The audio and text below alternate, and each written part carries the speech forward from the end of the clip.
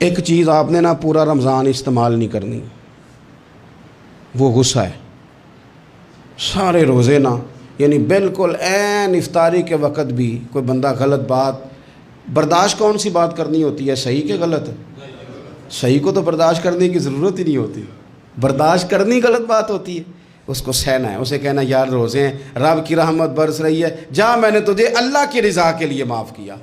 اور ذہن میں حدیث رکھنی ہے کہ حضور نے فرمایا تو رب کے بندوں کو معاف کر، اللہ تجھے معاف فرمائے گا۔